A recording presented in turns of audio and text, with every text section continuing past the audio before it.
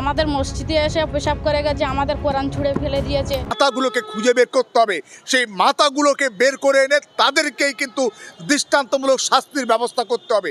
যদি তা না করা যায় কিন্তু তাহলে এইভাবে একের পর এক অস্থিরতা সৃষ্টি চলতেই থাকবে বাংলার বিভিন্ন প্রান্তে এই 2026-এর বিধানসভার আগে।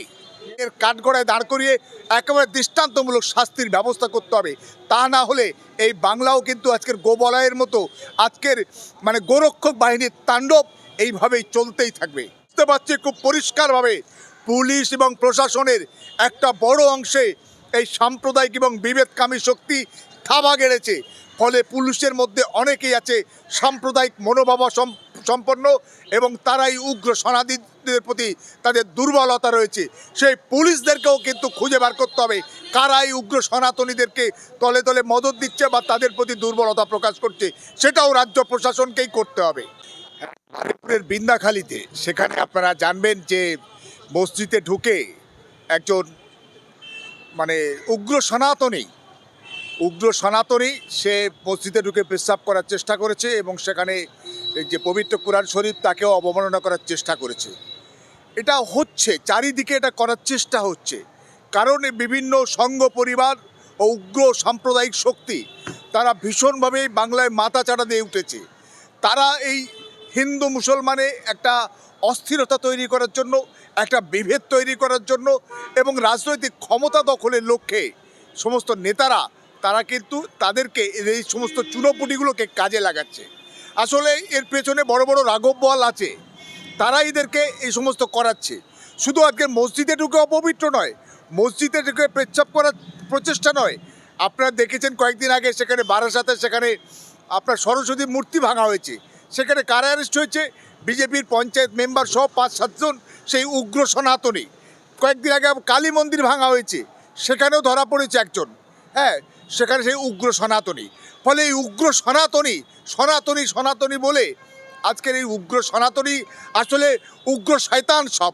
এই শয়তানগুলো বাংলার বায়ুকে, বাংলার বাতাসকে, বাংলার আবহাওয়াকে কলুষিত করার জন্য, বাংলা একটা অস্থিরতা তৈরি করার জন্য সাম্প্রদায়িক এবং বিভেদকামী শক্তি আজকের ব্যাপকভাবে আজকে তারা এই সমস্ত নীল নকশা চালিয়ে যাচ্ছে, যাতে হিন্দু মুসলমান একটা দাঙ্গা বেঁধে যায়, একটা অস্থিরতা তৈরি হয়ে যায়, একটা মেরুকরণ করা যায়। আসলে বাংলার মানুষ এই সমস্ত কুচক্রী, এই সমস্ত সাম্প্রদায়িক, এই সমস্ত বিভেদকামী শক্তিকে কোনোভাবেই পাত্তা দেবে না এবং দেয়নি বলে আমরা বিশ্বাস করি এবং ভবিষ্যতেও দেবে না। কারণ যে আজকের আমাদের দরকার হিন্দু মুসলমান মন্দির মসজিদ বড় দরকার নয়। আজকের হিন্দুর ক্ষুধা, সনাতনীর ক্ষুধা আর মুসলিমের ক্ষুধা আলাদা নয়। আমাদের চাই শিক্ষা, আমাদের চাই স্বাস্থ্য, আমাদের চাই কর্মসংস্থান, আমাদের চাই রুটি কাপড়া মাকান, এগুলো নিয়েই রাজনীতি হোক, আমরা চাই বাংলার মানুষ। কিন্তু আজকের কিছু শক্তি তারা এই সমস্ত যেটা রাজনৈতিক ইস্যু হওয়া দরকার, আজকে রাস্তাঘাট, ড্রেন, জল নিকাশি, আলো, সমস্ত সেসব নিয়ে প্রোগ্রাম নেই, আলোচনা নেই। আর তাছাড়া আমার দেশ আজকের ভয়ঙ্কর এক কঠিন পরিস্থিতিতে। আমেরিকা থেকে আপনারা দেখেছেন যে কীভাবে সেখানে হাতে পায়ে শিকল বেঁধে আমেরিকা থেকে অমৃতসরে, পাঞ্জাবের অমৃতসরে সেখানে ভারতীয়দেরকে পাঠিয়ে দিচ্ছে আজকে ট্রাম্প ক্ষমতায় আসার সঙ্গে সঙ্গে। সেখানে কিন্তু এই উগ্র সনাতনীদের কোনো বক্তব্য নেই। আজকে আমাদের রেল বিক্রি হয়ে যাচ্ছে, আজকের ব্যাংক বেসরকারিকরণ হয়ে যাচ্ছে, আজকের সমস্ত রকম জায়গাকে বেসরকারিকরণের ছয়লাভ। আজকে বেকার যুবকদের কাজ নেই, শিক্ষিত বেকার যুবকরা বছরের পর বছর রাস্তায় তারা আন্দোলন করছে, সেসব নিয়ে কাজ নেই, আন্দোলন নেই, প্রোগ্রাম নেই, প্রোপাগান্ডা নেই। আজকের হিন্দু মুসলমান মন্দির মসজিদ না আর দাঙ্গা বাঁধাবার ছক, এটাই হচ্ছে উগ্র সনাতনীদের এক এবং একমাত্র লক্ষ্য রয়েছে। এই উগ্র সনাতনী আসলে ভয়ঙ্কর শয়তান।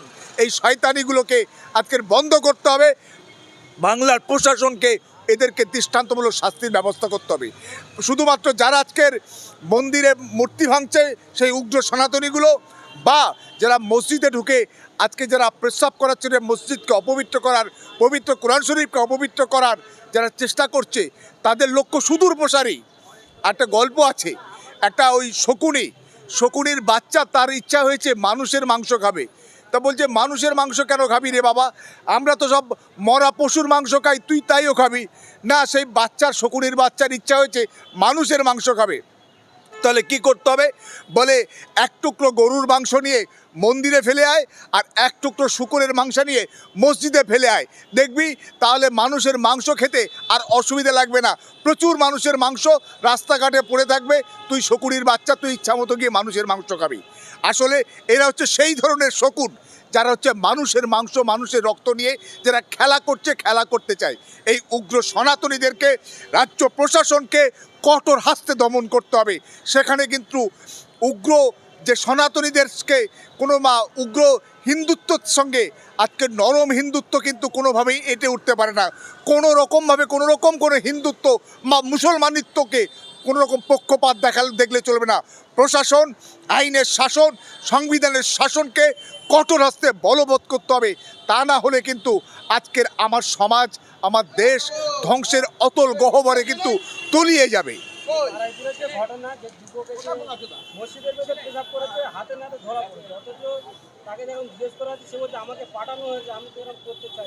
হ্যাঁ, আমি তো বলছি পাঠানো হয়েছে। গরিব গুবরো খেটে খাওয়া একদম নিচের টাওয়ারের কিছু মানুষ, শ্রমজীবী মানুষ, তাদেরকে ভুল বুঝিয়ে তাদেরকে মগজ ধোলাই করে এই সমস্ত মসজিদে পাঠানো হয়েছে। তাহলে রাজ্য প্রশাসন অনায়াসে তাকে ইন্ট্রোগেট করে সেখানে যে জানতে পারে যে কে পাঠিয়েছে। আসলে এই সমস্ত গরিব মানুষ, তাদেরকে কে মগজ ধোলাই করেছে বা কে পাঠিয়েছে, সেই মাথাগুলোকে খুঁজে বের করতে হবে। সেই মাথাগুলোকে বের করে এনে তাদেরকেই কিন্তু দৃষ্টান্তমূলক শাস্তির ব্যবস্থা করতে হবে।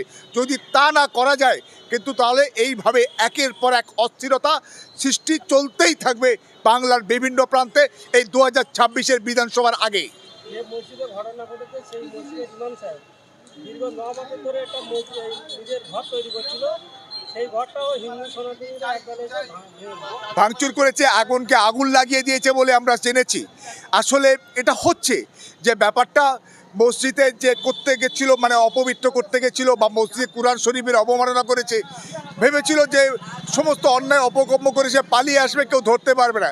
কিন্তু সে হাতে ধরা পড়ে যাওয়ায় আজকে সেই উগ্র সনাতনীদের ছক বা চাল বানচাল হয়ে গেছে।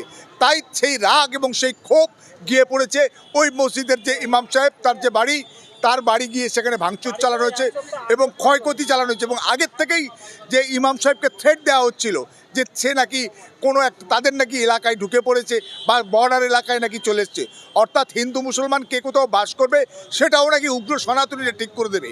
আমাদের বাংলা, আমাদের ভারতবর্ষে, আমরা ভারতবাসী, আমরা হিন্দু মুসলমান শিখ ইসাই, আমরা সবাই মিলে ভারতবর্ষকে স্বাধীন করেছি। ফলে আমরা ভারতবর্ষে কে কোন প্রান্তে কোথায় থাকবো না থাকবো এটা কোনো উগ্র সনাতনী বা শয়তানরা কিন্তু ঠিক করে দিতে পারে না। আমাদের সব জায়গায় সমানভাবে বসবাসের অধিকার রয়েছে। সেখানে কিন্তু তারপরেও সেখানে যদি কেউ হস্তক্ষেপ করে আইনের শাসন বলবৎ করার জন্য, সেই সমস্ত কালপিট যারা বদমাইশি করছে তাদেরকে কিন্তু আইনের কাঠগড়ায় দাঁড় করিয়ে একেবারে দৃষ্টান্তমূলক শাস্তির ব্যবস্থা করতে হবে। তা না হলে এই বাংলাও কিন্তু আজকের গোবলয়ের মতো আজকের গোরক্ষক বাহিনীর তাণ্ডব এইভাবেই চলতেই থাকবে। এই যে ঘটনা মসজিদের ইমাম সাহেবের যে ঘরটা ভেঙে দিয়েছে, এই ঘটনা ঘটার 1 সপ্তাহ আগে, অথচ প্রশাসন এখনো কারণ নামে গ্রেফতার করে। আসলে প্রশাসন বোধহয় ভয় পাচ্ছে যে যদি গ্রেপ্তার করি, যদি মেরুকরণ হয়। আসলে আবার বলছি যে উগ্র হিন্দুত্বকে মোকাবিলা করার জন্য নরম হিন্দুত্ব বা দুর্বল হিন্দুত্ব কোনো কার্যকরী নয়। আইনের শাসন, সংবিধানের শাসনকে কঠোর হাস্তে বলবৎ করতে হবে। এবং যারা আজকের ইমাম সাহেবের ঘর ভেঙেছে বা ক্ষয়ক্ষতি করেছে, যারা বিভিন্ন রকম সাম্প্রদায়িক উত্তেজনা বা অস্থিরতা সৃষ্টির চেষ্টা করছে, প্রত্যেকের কিন্তু দ্রুত এবং দৃষ্টান্তমূলক ব্যবস্থা আজকের পুলিশ প্রশাসনকে করতে হবে। আজকে রাজ্য প্রশাসনকে মাথায় রাখতে হবে। আমরা দেখতে পাচ্ছি, আমরা বুঝতে পারছি খুব পরিষ্কারভাবে পুলিশ এবং প্রশাসনের একটা বড় অংশে এই সাম্প্রদায়িক এবং বিভেদকামী শক্তি থাবা গেড়েছে। ফলে পুলিশের মধ্যে অনেকেই আছে সাম্প্রদায়িক মনোভাব সম্পন্ন এবং তারাই উগ্র সনাতনীদের প্রতি তাদের দুর্বলতা রয়েছে। সেই পুলিশদেরকেও কিন্তু খুঁজে বার করতে হবে কারাই উগ্র সনাতনীদেরকে তলে তলে মদত দিচ্ছে বা তাদের প্রতি দুর্বলতা প্রকাশ করছে, সেটাও রাজ্য প্রশাসনকেই করতে হবে।